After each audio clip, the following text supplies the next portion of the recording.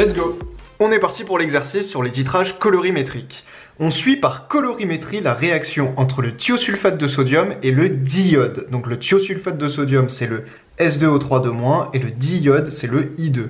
Dans un tube à essai contenant environ 1 ml de la solution aqueuse de diode de concentration C1 égale 1,0 fois 10-2 mol-1, on verse doucement 3 ml d'une solution aqueuse de thiosulfate de sodium de même concentration. Donc on a les couleurs des réactifs et les couleurs des produits qui se produisent donc par cette réaction. La première question est donc de représenter le montage. Ici, on a notre burette graduée, notre Erlenmeyer et notre mélangeur. L'Erlenmeyer, c'est la même chose que le tube à essai dont on parle ici dans l'énoncé. On dit qu'on verse dans un tube à essai, mais c'est ce qu'on a vu dans le cours. C'est pour bien te montrer le lien avec ce qu'on a vu dans le cours. C'est la même chose que si on utilisait un Erlenmeyer. Et donc, notre réactif titrant va se retrouver ici et notre réactif titré va se retrouver ici. On regarde un petit peu dans l'énoncé et on nous dit qu'on verse doucement 3 ml d'une solution aqueuse de thiosulfate de sodium. On verse donc au fur et à mesure la solution de thiosulfate de sodium qui est donc le réactif titrant. Et le réactif titré, du coup, ce sera le diode. On a donc comme réactif titré ici le diode et comme réactif titrant que l'on verse au fur et à mesure très doucement le thiosulfate de sodium comme ceci, comme on l'a vu dans l'énoncé. Ok, maintenant que la situation est très bien expliquée, on passe à la deuxième question qui nous demande d'écrire l'équation de la réaction. Alors pour écrire l'équation de la réaction, ça va être super simple, on peut utiliser ce tableau qui nous donne les réactifs et les produits. On peut donc recopier tout simplement les réactifs qui sont I2AQ plus S2O3- AQ et qui donnent du coup les produits, c'est-à-dire I- plus S4O6- et évidemment, les deux sont aqueux. Donc là, on a recopié les réactifs et les produits qu'on voit dans notre tableau juste au-dessus, mais il faut faire super attention à la conservation de la matière. C'est-à-dire qu'on va garder la même matière au départ et à l'arrivée. Donc il faut regarder si on est cohérent dans notre équation. On voit qu'au départ, on a deux iodes, comme ceci, I2, c'est du diode, et qu'à l'arrivée, on n'en a plus qu'un I-. Il manque donc un ion iode pour retrouver les deux qu'on avait au départ. On va donc placer ici un 2. On aura donc 2 I- à l'arrivée. Et pour S2O3- à l'arrivée, on en a S4O6, c'est-à-dire 2 fois plus. On va donc devoir placer un 2 juste ici. Donc on fait très attention à la conservation de la matière, c'est super important. Et donc notre équation finale est bien I2 plus 2 S2O3- qui donne 2 I- plus S4O6- et donc on fait très attention à la conservation de la matière. On passe à la troisième question qui nous demande de calculer les quantités de matière des réactifs. Alors on voit qu'on a beaucoup d'informations dans l'énoncé, on nous donne des volumes, on nous donne des concentrations, on va donc utiliser pour calculer la quantité de matière la formule que l'on connaît bien qui nous dit que la quantité de matière elle est égale à la concentration fois le volume. On va commencer par le premier réactif, c'est-à-dire le diode I2. On sait que sa quantité de matière elle est égale à sa concentration qui est donnée juste ici, on peut le voir, solution aqueuse de diode de concentration C1 égale 1,0 fois 10-2, et puis on nous donne également son volume ici 1 ml, donc c'est très très simple. On a juste à recopier 1,0 fois 10-2 multiplié par le volume, attention, en litres, on a 1 millilitre, donc ça fait 1 fois 10-3 litres. Et ça, on peut le faire à la calculette et ça nous donne 1,0 fois 10 puissance moins 5 mol.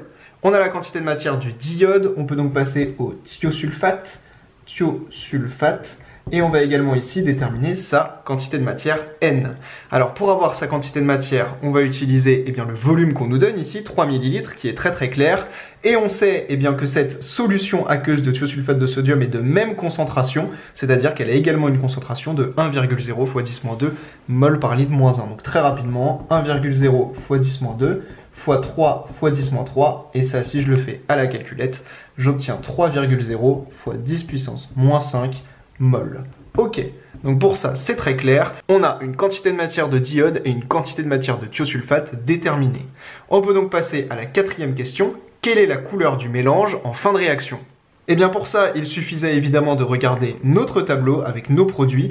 On voit que nos deux produits sont incolores et donc la couleur du mélange en fin de réaction, c'est incolore. C'est-à-dire que le mélange n'a plus de couleur, il est transparent et en fait ce que l'on observe, c'est qu'au moment de l'équivalence, on aura un changement de couleur. En effet, quand on regarde nos réactifs, on voit que notre solution au départ est jaune-orangé et qu'à l'arrivée, elle est totalement incolore. On retrouve donc cette notion de suivi colorimétrique qu'on avait vu dans le cours, c'est-à-dire qu'au départ, on a une solution qui est jaune-orangé et au moment de l'équivalence, tac, la couleur jaune-orangé va disparaître et la solution va devenir incolore. Et donc au final, la solution et le mélange sera incolore.